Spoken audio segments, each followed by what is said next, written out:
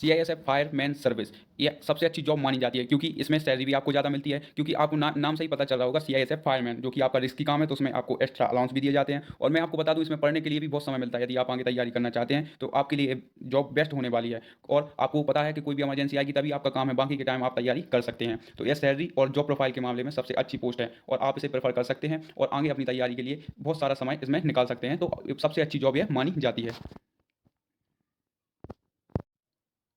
Hello and welcome back to my YouTube channel the Rahul concept channel में आपका स्वागत है। आज हम बात करने वाले हैं सीआईएसएफ फायरमैन नई भर्ती 2024 के सैलरी के बारे में। क्या आपको ट्रेनिंग में कितनी सैलरी इसमें मिलने वाली है, ट्रेनिंग के बाद कितनी सैलरी मिलती है, और दिसंबर सैलरी के आधार पर मैं आपको सैलरी स्लिप बताने वाला हूँ, क्योंकि अभी दिसंबर चल रहा है, दिसंबर 2024। तो उसके आधार पर जब आपकी ज्वाइनिंग होगी फिर आपकी सैलरी कितनी होगी, ट्रेनिंग में कितनी मिलती है, ट्रेनिंग के बाद कितनी मिलती है। तो यह मेरे एक दोस्त हैं, उनकी सैलरी के अकॉर्डिंग मैं आपको पूरी सैलरी स्लिप बताने वाला हूं। तथा अभी आपको पता होगा कि जैसे कि केंद्र में 53% डीए चल रहा है, उसके आधार पर मैं आपको पूरी सैलरी काउंट करके बताऊंगा कि आपकी सैलरी एग्जैक्ट कितनी बनने वाली है। पूरा सेशन आप लास्ट तक जरूर देखें।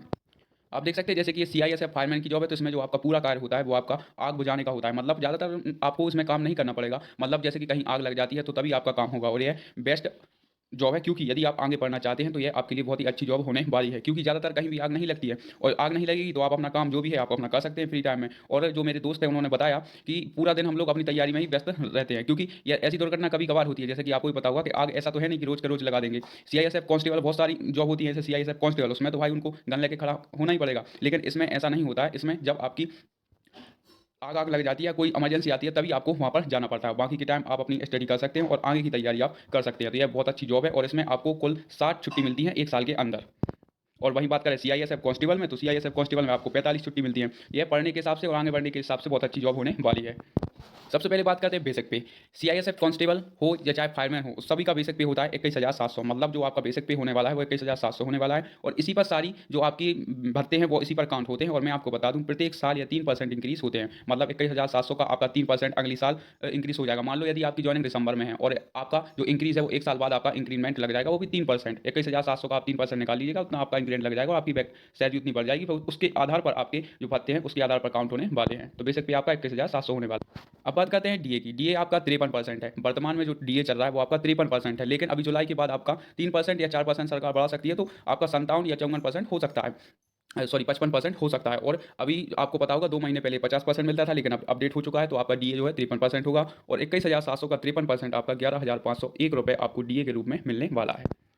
एच आर ए आपका 30% मिलता है। पहले यह आपका 27% मिलता था। एच आर ए 3 प्रकार का मिलता है, एक्स, वाई और जेड। जो एक्स सिटी है जैसे महानगर है, जैसे दिल्ली, मुंबई, आपकी बेंगलोर, इन इन जैसे शहरों में आपको 30% एच आर ए मिलता है। और मैंने ये हाईएस्ट लिया है तो आपका 6510 होता है। और जो आपकी लोएस्ट सिटी होती है उसमें आपको 10% मिलता है। ये पहले 9% मिलता था, लेकिन जो आपकी लोएस्ट सिटी है, सामान्यता सिटी है, उसमें आपको 10% मिलेगा। तो आपका 21,700 का आपका 10% 2100 ही मिल सकता है। लेकिन मैंने इसमें अधिक ही लिया, मतलब 30% लिया है। मतलब यदि आपकी पोस्टिंग दिल्ली जैसे शहरों में होती है, महानगरों में, आपको 6510 रुपये तक आपको एच आर ए मिल सकता है, जिसे हाउस रेंट अलाउंस कहते हैं। और ये शायद आपको ट्रेनिंग में नहीं मिलता है, क्योंकि ट्रेनिंग में आपको बैरक अलॉट होते हैं। और आप ये चाहें तो आप बैरक में रह सकते हैं, और नहीं तो अपनी फैमिली को भी साथ रख सकते हैं। तो आपको 6510 रुपये इसमें आपको मिलने वाले हैं। तो एच आर ए का अच्छा अमाउंट मिल जाता है यदि आप दिल्ली जैसे महानगरों में पोस्टेड हैं तो। अब बात करते हैं हार्डशिप अलाउंस के बारे में। सीआईएसएफ फायरमैन, जैसा कि आपको नाम ही से पता चल रहा है कि फायरमैन मतलब गंभीर काम है, मतलब आपका रिस्की काम है, आग बुझाना। हो सकता है कि आपको भी इसमें कोई दुर्घटना हो जाए, तो उसके लिए आप सरकार आपको 9,700 रुपये पे करती है, जो कि हार्डशिप अलाउंस होता है। मतलब आप रिस्की काम कर रहे हैं तो उसके लिए आपको 9,700 रुपये एक्स्ट्रा पे मिलता है, जो कि किसी भी बल में नहीं मिलता है। हार्डशिप अलाउंस या तो सीआरपीएफ में मिलता है या तो इसमें मिलता है, क्योंकि इनकी जो ड्यूटी होती है वो हार्ड होती है। आप आग बुझाने का काम करेंगे तो उसके लिए आपको हार्डशिप तो मिलने वाली है। एक अलाउंस और इसमें ऐड होता है, जो कि होता है आपका फायर अलाउंस, आग बुझाने का अलाउंस, जो कि आपको पर मंथ 2700 रुपये मिलता है। एक तो वो आपको मिलता है 9,700, दूसरा मिलता है आपको 2,700 रुपये। कुल आपको ये ऐसा मतलब फायर अलाउंस आपको दिया जाता है, ताकि आपको लगे भी ना कि हाँ भाई जॉब कर रहे हैं, लेकिन इतना रिस्की काम है तो उसमें क्या सैलरी में कोई अंतर नहीं है। लेकिन सैलरी इसी के कारण इंक्रीज होती है और सबसे ज़्यादा सैलरी इसी की मानी जाती है। आगे बात करते हैं टीपीटी अलाउंस। टीपीटी अलाउंस आपको 1,800 रुपये मिलता है। आपको ये हर महीने मिलने वाला है और टीपीटी के रूप में आपको 1,800 रुपये सरकार पे करती है। अब बात करते हैं राशन मनी। राशन मनी आपको खाने का पैसा दिया जाता है, जो कि 142.74 रुपये पर डे। मतलब सरकार आपको 142 या आप 43 भी मान सकते हैं, क्योंकि 74 लिखा है, पॉइंट 74, तो 143 या 142 रुपये आपको पर डे के हिसाब से सरकार खाने का पैसा देती है। और यह आपके कैलेंडर के हिसाब पर डिपेंड करता है। जैसे कि कोई जैसे फरवरी का महीना आपका 29 का होता है, बाकी के 30 और 31 के होते हैं, तो 29 महीने में आप 142 काउंट कर लीजिए, तो उसके हिसाब से आपकी राशन मनी आएगी। 30 महीना है, मतलब 30 दिन का महीना है, तो उसमें आपको 30 दिन का 142.74 से गुणा कर लीजिए, तो उसके हिसाब से मिलेगी। और मैंने 31 दिन का काउंट किया है, तो आप 4424 रुपये आपको राशन मनी के तौर पर मिलने वाले हैं। मतलब खाने का जो आपको पैसा है वो 4424 रुपये सरकार पे करती है। और मैं आपको बता दूं, ये अच्छा खासा अमाउंट है और आप इसे क्लेम कर सकते हैं, मतलब हर मंथ आपको यह प्राप्त होता है। अब बात करते हैं ग्रॉस पे के बारे में। ग्रॉस पे है आपका 58,335 रुपये। आप सोच रहे होंगे कि इतना सारा आपका सैलरी बन रहा है, ये तो सभी वालों से ज़्यादा है। तो मैं आपको बता दूं, मैंने आपको पिछली बार भी बताया था, मतलब पिछले उसमें बताया था शॉर्ट में, कि आपका जो एच है वो मैंने आपका 30% काउंट किया है। यदि आप दिल्ली जैसे नगर में ड्यूटी कर रहे हैं तो आपका 58,335 रुपये आपका ग्रॉस पे बनने वाला है, क्योंकि आपको एच आर ए 6510 रुपये मिलेगा। और यदि आप लोएस्ट सिटी में है तो आपको 6510 के बाद 10% मिलेगा, तो आपका 2100 हो जाएगा। तो उसके हिसाब से मैंने ये 4000 एक्स्ट्रा ऐड किए हैं। यदि आप दिल्ली में पोस्टेड होते हैं तो आपको इतनी सारी सैलरी मिलने वाली है।